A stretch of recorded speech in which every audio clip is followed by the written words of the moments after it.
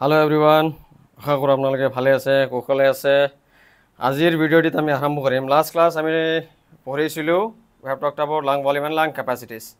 Okay, it is being measured by spirometer or respirometer. Okay, কিহৰ কাৰণে measure কৰোঁ?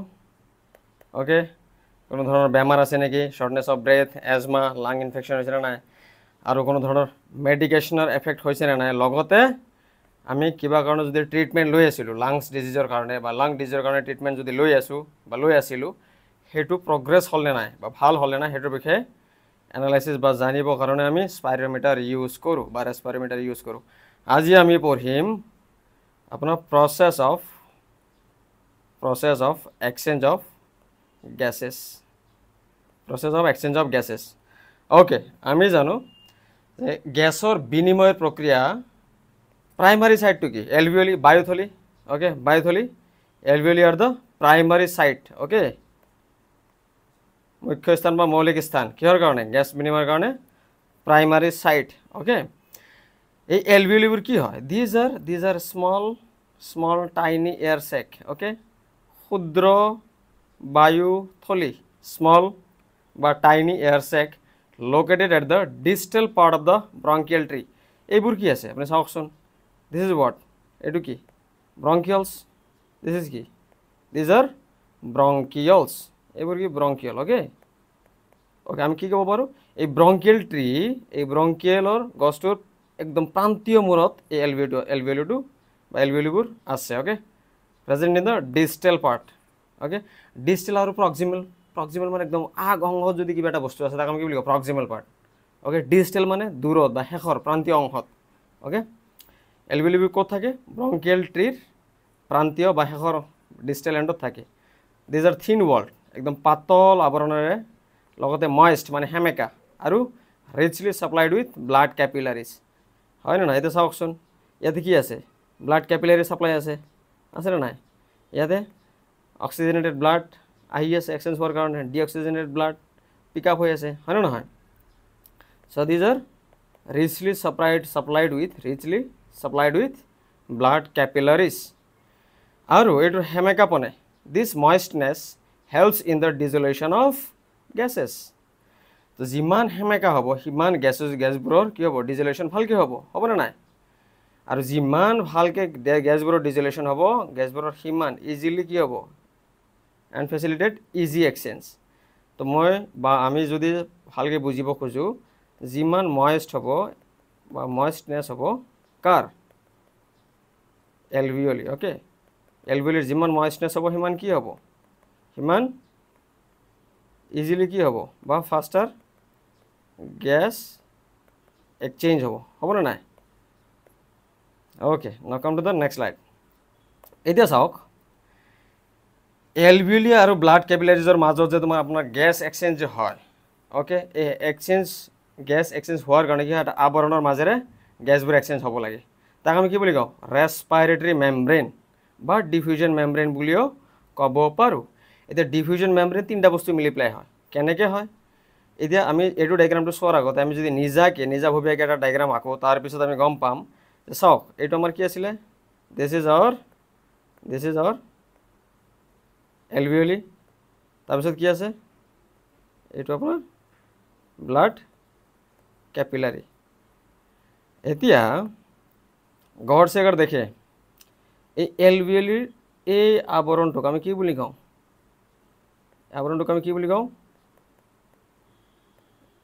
এলভিওলাৰ wall. Okay, মাজৰ অংশখিনিত আমি কি বুলি কওঁ? Basement membrane. আৰু এই কেপিলাৰি এই ৱালটোক আমি কি বুলি কওঁ? Just capillary wall. এতিয়া এলভিওলাৰ ৱালটোক আমি আন এটা নামেৰে জানো, সেইটো আমি কি বুলি কওঁ? Alveolar squamous epithelium. ঠিক আছে, this alveolar wall is also' known as alveolar squamous epithelium. বা আমি যদি কুৱেশ্যন আহে যে এলভিওলাৰ ৱালটো কোনবিলাক কোষৰ দ্বাৰা গঠিত? স্কুৱামাছ এপিথেলিয়ামৰ দ্বাৰা গঠিত। বেছমেণ্ট মেমব্ৰেইনক আমি বেছমেণ্ট মেমব্ৰেইন বুলি কওঁ। ইয়াতে কি থাকে? বেছমেণ্ট ছাবষ্টেঞ্চ থাকে। আৰু কেপিলাৰি ৱালক আমি কি বুলি কওঁ?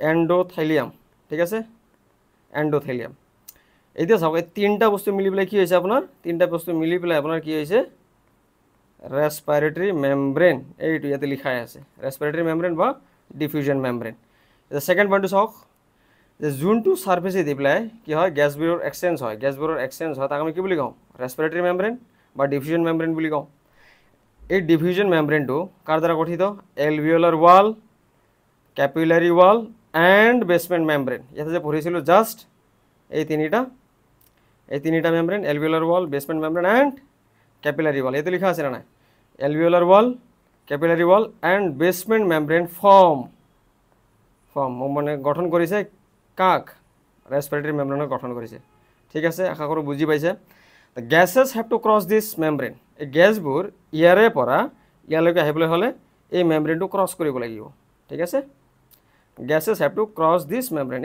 এইখিনি জায়গা যে মেমব্ৰেন আছে না এই তিনটা বস্তু মিলি পেলাই যে মেমব্ৰেনটো হৈছে এই মেমব্ৰেনটো আপোনাৰ ক্ৰছ কৰিব লাগিব গ্যাসবোৰ যদি বিনিময় হ'ব খুজে okay in order to enter into the bloodstream যদি তেজ নলী বা ব্লাড ক্যাপিলাৰিজ বা ব্লাড ষ্ট্ৰীমত যদি সোমাব খুজে সেই গ্যাসবোৰ এই মেমব্ৰেনটো ক্ৰছ কৰিব লাগিব তাৰপিছত আমাৰ এক্সটাৰ্নেল ৰেসপিৰেশন এটা আমি আহো যে ৰেসপিৰেশন দুই প্ৰকাৰৰ এটা হল এক্সটাৰ্নেল আৰু এটা হল ইন্টাৰনেল এটা চাওক পোন প্ৰথমতে আমাৰ কি হয় গ্যাসবোৰ বিনিময় হয় আপোনাৰ ক'ত first side that is your alveoli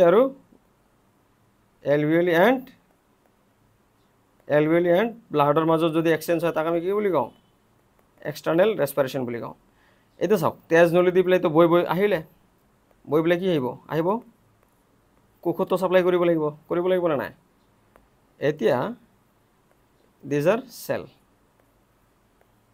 এতিয়া এই কোষ আৰু ব্লাডৰ মাজত যদি হয় সেল বা টিস্যু ওকে কোষ বা কলা আৰু ব্লাডৰ মাজত যদি এক্সচেঞ্জ হয় কোষ বা কলা আৰু ব্লাডৰ মাজত যদি এক্সচেঞ্জ হয় তাক আমি কি বুলি কওঁ ইন্টাৰনেল ৰেসপিৰেশন বুলি কওঁ ইয়াতে গোটেইখিনি বস্তু আমি পঢ়িম ইজি ওয়েত লিখা আছে আৰু ইজি টু ৰিমেম্বাৰ আপোনালোকে সোনকালে আৰু ইজি ওয়েত ৰিমেম্বাৰ কৰিব পাৰিব তাৰ কাৰণে চিন্তা কৰিব নালাগে এইটো চাওক এক্সটাৰ্নেল ৰেসপিৰেশন বুলি আমি কি বুজো যে গ্যাসৰ বিনিময় টেক্স প্লেস ক'ত হয় বিটুইন ব্লাড ক্যাপিলাৰিজ এন্ড এলভিওলি হয় না নহয় ব্লাড আৰু এলভিওলিৰ মাজত যদি আপোনাৰ এক্সচেঞ্জটো হৈছে তাক আমি কি বুলি কৈছো এক্সটাৰ্নেল ৰেসপিৰেশন ওকে ইয়াতে কি হয় ডিফিউজন অফ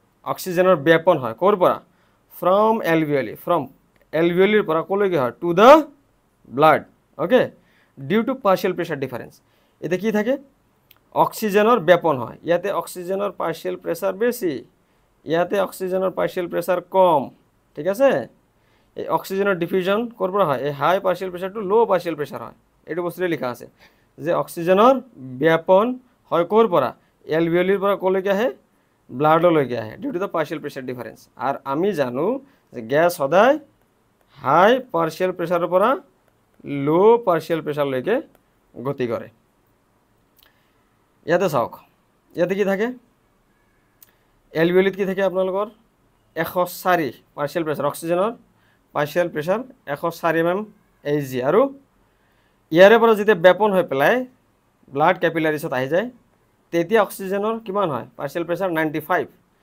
এই 95 ইয়াৰে পৰা ক'ত আহিব তেতিয়া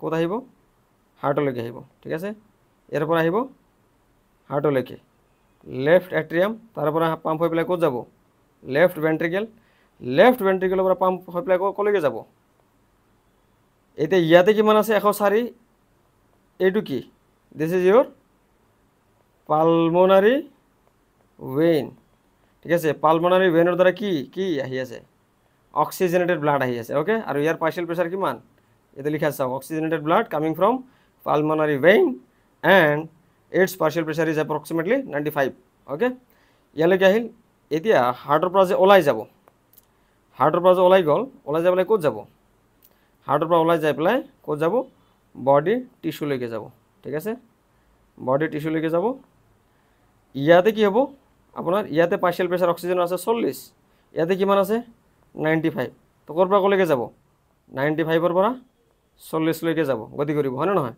তো মানে ব্লাডৰ পৰা কোষ বা টিস্যুবোৰলৈকে যাব আৰু টিস্যুত যে কাৰ্বন ডাই অক্সাইড আছিল সেইখিনি ওলাই পেলাই ইয়াতে আহিব ইয়াৰে পৰা ক'ত যাব ৰাইট এট্ৰিয়ামৰ পৰা ক'ত যাব ৰাইট ভেন্ট্ৰিকেল আৰু ৰাইট ভেন্ট্ৰিকেলৰ পৰা ক'ত যাব আপোনাৰ ইয়াতে ওলাই পেলাই ইয়াতে যাব hope this is clear to you এতিয়া এইখিনি বস্তু আৰু ডিটেইলছত পঢ়িম এইখিনিলৈকে আপোনালোকৰ হৈছে যে যদি এলভিঅলি আৰু ব্লাডৰ মাজত যদি এক্সচেঞ্জ হয় তাক আমি কি বুলি কওঁ এক্সটাৰ্নেল ৰেসপিৰেশন আৰু এইটো হয় কিহৰ কাৰণে পাৰ্শিয়াল প্ৰেছাৰ ডিফাৰেন্সৰ কাৰণে আৰু আমি জানো যে গ্যাস সদায় হায়াৰ পাৰ্শিয়াল প্ৰেছাৰ টু লোৱাৰ পাৰ্শিয়াল প্ৰেছাৰত মুভ কৰে এতিয়া কিছুমান কাৰক ওকে ফ্যাক্টৰস এফেক্টিং কিছুমান কাৰকে কি কৰে এফেক্ট কৰে কাৰ এফেক্ট কৰে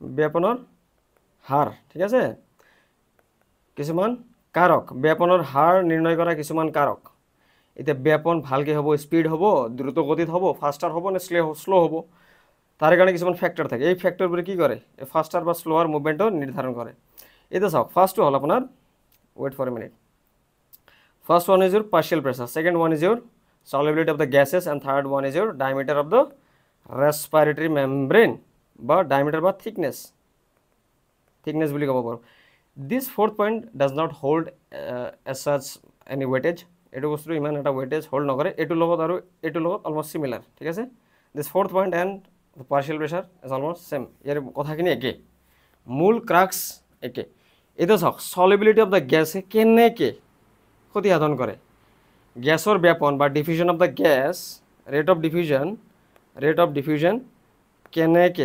ডিফিউজন কেনেকে নির্ধারণ করে এটা বস্তু আমি ইয়াতে পঢ়িম চাওক কোনো এটা ঠাইত হায়ার পার্শিয়াল প্রেসার আছে আৰু আন এটা ঠাইত লো পাৰ্শিয়াল প্ৰেসাৰ আছে ইট ইজ অবভিয়াস দ্যাট হাই পাৰ্শিয়ালৰ পৰা লো পাৰ্শিয়াল প্ৰেসাৰলৈকে গতি কৰিব এই আৰু এটা সিনাৰিও চাওক যদি এনেকুৱা আছে ইয়াতেও হাই পাৰ্শিয়াল প্ৰেসাৰ আছে ইয়াতেও হাই পাৰ্শিয়াল প্ৰেসাৰ আছে গ্যাস মুভমেন্ট কৰিব জানো নকৰে বা পার্শিয়াল প্রেসারের ডিফারেন্স খুব কম আছে একদম কম আছে তেতিয়া কি হ'ব স্লোলি ডিফিউজন হ'ব না নাই আৰু এটা হল আপোনাৰ ওপৰৰ second point hall solubility of the gas কোনো এটা গ্যাস ভালকে সলিবল হ'ব পাৰে কোনো এটা গ্যাস ভালকে সলিবল হৈ আছে ঠিক আছে তো ভালকে সলিবল হৈ আছে মানে it is directly proportional to the ফাস্টার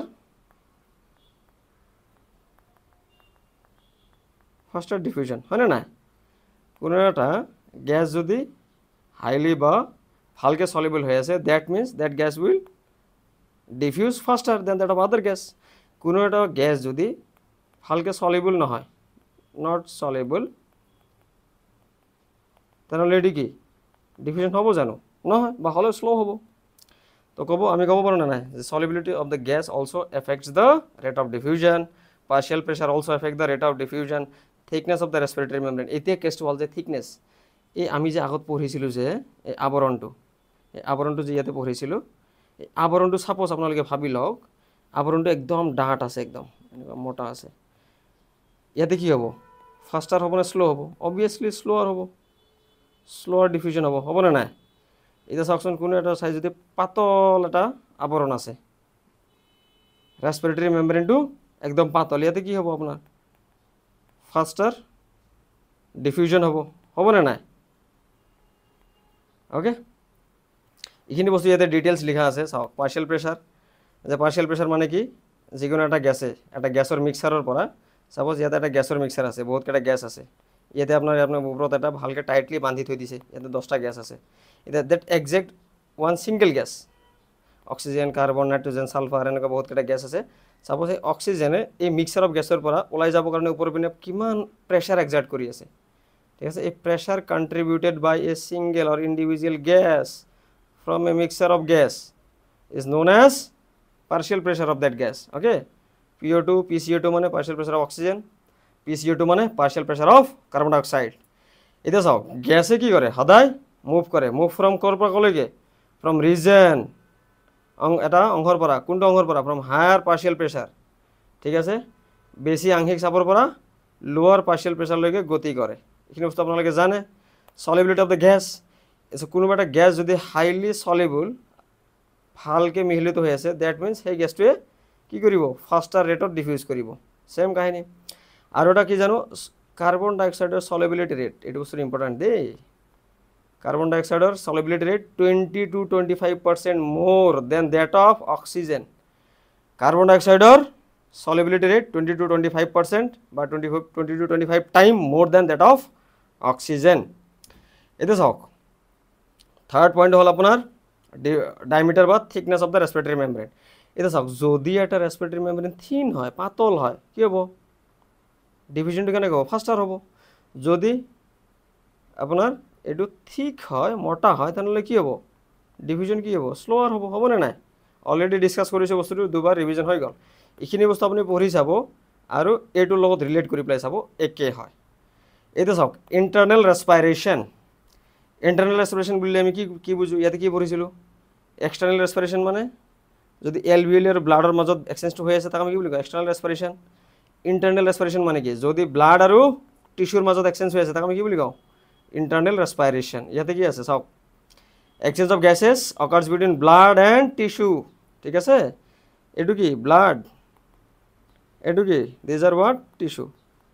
ইয়াতে যদি এক্সচেঞ্জ হৈ আছে তাক আমি কি বুলি কম এক্সটার্নাল রেসপিরেশন। যদি ইয়াতে এক্সচেঞ্জ হৈ আছে তাক আমি কি বুলি কম এক্সটার্নাল ঠিক আছে। ব্লাড আৰু টিস্যুৰ মাজত হৈ আছে মানে কি ইণ্টাৰনেল ৰেসপিৰেশন আৰু এলভিওলি আৰু ব্লাডৰ মাজত যদি হৈ আছে তাক আমি কি বুলি কওঁ external respiration. Okay hope this is clear. External মানে alveoli and blood, internal মানে blood and tissue. এইখিনি বস্তু মনত ৰাখিব এটা শৰ্টকাট এনেকুৱাকে ৰাইট সাইডে আপোনালোকে দুটা ভাগ লিখি লওক এক্সটাৰ্নাল মানে alveoli and blood, internal মানে blood and tissue এনেকুৱাকে লিখি লওক। এটা চাওক বস্তুখিনি মই ৰিক্যাপ কৰোঁ এতিয়া বস্তুখিনি ইয়াতে জানিব লগা বহুত বস্তু আছে ইন ডিটেইলছ পঢ়িব লাগিব। এলভিওলিৰ ভিতৰত আমাৰ পাৰ্শিয়াল প্ৰেছাৰ কিমান থাকে 104 অক্সিজেনৰ হয় নহয় আৰু কাৰ্বন ডাইঅক্সাইডৰ কিমান থাকে কাৰ্বন ডাইঅক্সাইডৰ কিমান থাকে 40 ইয়াতে কিমান আছে অক্সিজেনৰ 95 কাৰ্বন ডাইঅক্সাইড মই অক্সিজেনটো সদায় ওপৰত লিখিম কাৰ্বন ডাইঅক্সাইডটো সদায় তলত লিখিম আপোনালোকে মনত ৰাখিব। ইয়াতে কাৰ্বন ডাইঅক্সাইডৰ কিমান আছে 40 ইয়াতেও যে আহিল এইটো কি পালমোনাৰি ভেইন এইটো আমাৰ পালমোনাৰি ভেইন ঠিক আছে এইটো কি আমাৰ সিস্টেমিক আৰ্টাৰি এনেকৈ মনত ৰাখিব দেই। ওপৰটো কি ওপৰৰ ইয়াতে যদি আমি দুভাগ কৰি লওঁ না মাজ অংশত যদি আমি হাৰ্টৰ পৰা দুভাগ কৰি লওঁ ওপৰত সদায় পালমোনাৰি ইয়াতে ভি ইয়াতে এ এনেকৈ মনত ৰাখিব ভি এ ঠিক আছে ভি মানে ভেইন ইয়াতে কি হ'ব সিস্টেমিক চাওক এইটো কি সিস্টেমিক ভেইন এইটো কি পালমোনারি আৰ্টাৰি এইটো কি পালমোনাৰি ভেইন এইটো কি সিস্টেমিক আৰ্টাৰি। এতিয়া লেটস ৰিক্যাপ অনাদাৰ টাইম ওয়ান মোৰ টাইম। এতিয়া চাওক এলভিওলিৰ ভিতৰত অক্সিজেনৰ কিমান থাকে 104 কাৰ্বন ডাইঅক্সাইডৰ কিমান থাকে 40 ইয়াতে বৈ অহা এই পালমোনাৰি ভেইনেদি অহা তেজতো কিমান থাকে অক্সিজেনৰ অলপমান কমি যায় ইয়াতে 95 আহে আৰু কাৰ্বন ডাইঅক্সাইডৰ 40 ইয়াতে কি সিস্টেমিক আৰ্টাৰিটো সেম থাকে 95 কাৰ্বন ডাইঅক্সাইডৰ 40 টিস্যুত কিমান থাকে টিস্যুত কিমান আছে টিস্যুত অক্সিজেন মই ওপৰত লিখিম কাৰ্বন ডাইঅক্সাইড তলত লিখিম ইয়াতে কি আছে অক্সিজেন আছে আপোনাৰ 40 কাৰ্বন ডাইঅক্সাইড আছে 46 ঠিক আছে mmHg। এতিয়া মোৰ কোৱেশ্চনটো হ'ল যে ইয়াতে কাৰ্বন ডাইঅক্সাইডৰ 46 কিয় ইয়াতে চোন 40 আছিলে কাৰণ ইয়াতে আপোনাৰ অক্সিজেনখিনি ব্যৱহাৰ হৈ পেলাই কি হ'ল এৰোবিক ৰেসপিৰেশন সবাত শ্বসনত ঠিক আছে সবাত শ্বসনৰ ফলত কি হ'ল অক্সিজেনখিনি ব্যৱহাৰ কৰি পেলাই খাদ্যক ভাঙি পেলাই কি প্ৰস্তুত কৰিছে এটিপি প্ৰস্তুত কৰিছে দ্যাট ইজ ইউৰ এনাৰ্জি প্ৰস্তুত কৰিছে হয় না নহয় আৰু কি প্ৰস্তুত কৰিছে কাৰ্বন ডাইঅক্সাইড যাৰ ফলত কি হৈছে টিস্যুত কাৰ্বন ডাইঅক্সাইডৰ পাৰ্শিয়াল প্ৰেছাৰটো বাঢ়ি গৈছে। এতিয়া ইয়াতে কি হ'ব ইয়াতে অক্সিজেনৰ পাৰ্শিয়াল প্ৰেছাৰ কিমান আছে 95 ইয়াতে কিমান আছে 40 তো ক'ৰ পৰা ক'লৈকে গতি কৰিব ফ্ৰম হাই টু লো আৰু ইয়াতে কিমান আছে আপোনাৰ কাৰ্বন ডাইঅক্সাইডৰ কিমান আছে 46 ইয়াতে কিমান আছে কাৰ্বন ডাইঅক্সাইড 40 তো কাৰ্বন ডাইঅক্সাইড ক'ৰ পৰা ক'লৈকে যাব কাৰ্বন ডাইঅক্সাইড সদায় ইয়াৰে পৰা ইয়ালৈকে যাব ঠিক আছে। তো কাৰ্বন ডাইঅক্সাইডখিনি ইয়াতে আহি গ'ল অক্সিজেনখিনি টিস্যুলৈকে থাকি গ'ল। এতিয়া ইয়াতে যে বৈ আহিল আমাৰ পালমোনাৰি ভেইন আৰু সিস্টেমিক আৰ্টাৰি দ্বাৰা যে বৈ আহিল ইয়াতে কি আহিল অক্সিজেনেটেড ব্লাড অক্সিজেনেটেড ব্লাড বৈ আহিলে এতিয়া ইয়াৰ পৰা যাই যে আছে ইয়াৰ পৰা কি ব্লাড যাই আছে ডিঅক্সিজেনেটেড মানে ডিঅক্সিজেনেটেড ব্লাড যাই আছে ঠিক আছে এতিয়া ইয়াতে পাৰ্চিয়েল প্ৰেছাৰৰ ডিফাৰেন্স আহি যাব ইয়াতে কি হ'ব এইটো কি হ'ব আপোনাৰ সিস্টেমিক কি হ'ব ভি এ তলৰ পৰা ওপৰলৈকে এইটো ৰাইট সাইডে কি ওপৰৰ পৰা তললৈকে ভি এ এইটো সাইডে কি হ'ব ভি এ এইটো কি হ'ব সিস্টেমিক ভেইনত যে আহি আছিল ইয়াতে কি হ'ব অক্সিজেনৰ পাৰ্চিয়েল প্ৰেছাৰ কিমান কমি আহিল 40 আৰু কাৰ্বন ডাই অক্সাইডৰ পাৰ্চিয়েল প্ৰেছাৰ কিমান হ'ল 46 আহি আছে পালমোনাৰী আৰ্টাৰী দিও সেম আহিব কিমান আহিব অক্সিজেনৰ 40 কাৰ্বন ডাই অক্সাইডৰ 46 ইয়াতে কিমান আছিল কাৰ্বন ডাই অক্সাইড আমি জানো 40 এতিয়া ইয়াতে আহিলে ইয়াতে কি হ'ব কাৰ্বন ডাই অক্সাইড সদায় কৰ পৰা কলৈকে মুভ কৰিব ইয়াতে কি আছে কাৰ্বন ডাই অক্সাইড বেছি ইয়াতে কম তো বেছিৰ পৰা কমলৈকে যাব তো ইয়াৰ পৰা এনেকৈ হাওফাও দি মানে এলভিলি দি পেলাই কাৰ্বন ডাই অক্সাইড বাহিৰলৈ উলিয়াই যাব আৰু ইয়াৰ পৰা অক্সিজেন সোমাই আহিব কাৰণ অক্সিজেনৰ ইয়াতে কিমান আছে 104 ইয়াতে কিমান আছে কম সো সাগে আপোনালোকে বুজি পাইছে ইয়াতে চাওক বস্তুখিনি পঢ়ি চাও এবাৰ পাৰ্চিয়েল প্ৰেছাৰ অফ অক্সিজেনেটেড ব্লাডৰ ইয়াতে যে বৈ আহি আছে এইবিলাক কি অক্সিজেনেটেড ব্লাড মানে অক্সিজেন যুক্ত তেজৰ পাৰ্চিয়েল প্ৰেছাৰ কিমান 95 mmHg ঠিক আছে লিখিছো ইয়াতে ওকে তাৰ পিছত এই অক্সিজেনৰ পাৰ্চিয়েল প্ৰেছাৰ ওকে টিস্যুত কিমান আছে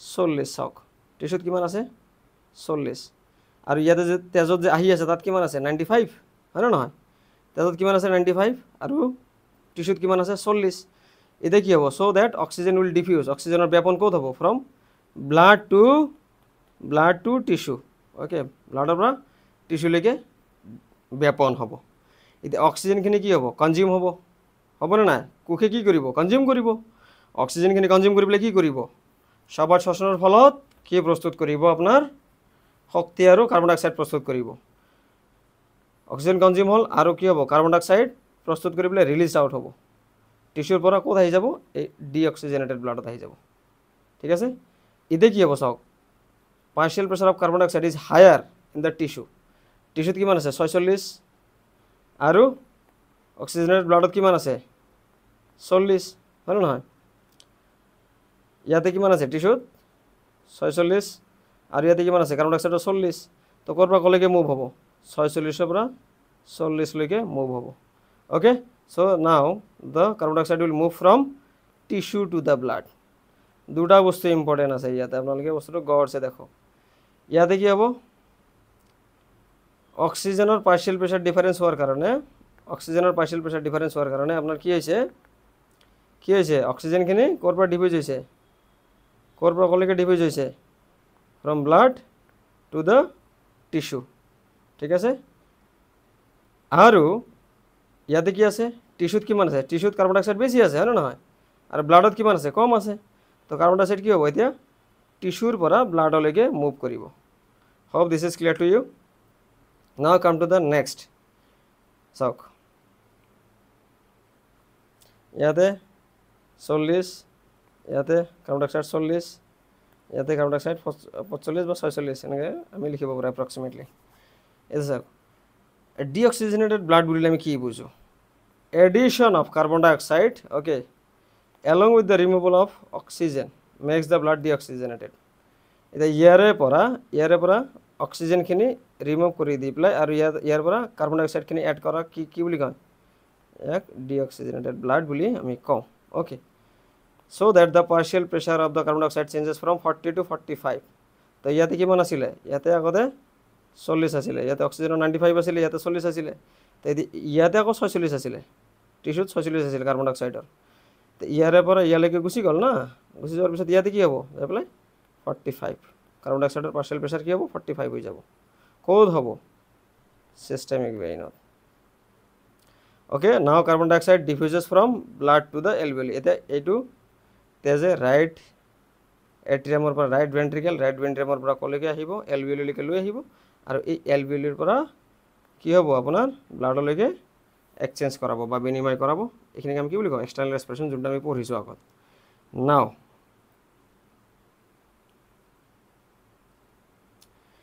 ট্ৰান্সপৰ্ট অফ গেছৰ পৰিবহণ, অক্সিজেনৰ পৰিবহণ আৰু কাৰ্বন ডাই অক্সাইডৰ পৰিবহণ এটা আমি বেলেগকৈ পঢ়িম in the next class. Till then take care and bye bye. আৰু আপোনালোকে যদি ভিডিঅ'কেইটা ভাল পাইছে জনাবলৈ নাপাহৰিব আৰু আপোনালোকৰ বন্ধু বান্ধৱীৰ লগত আপোনালোকে শ্বেয়াৰ কৰিব। তাকে আজিৰ ভিডিঅ' ইয়াতে আমি শেষ কৰিছোঁ, ধন্যবাদেৰে সমাপ্ত কৰিছোঁ।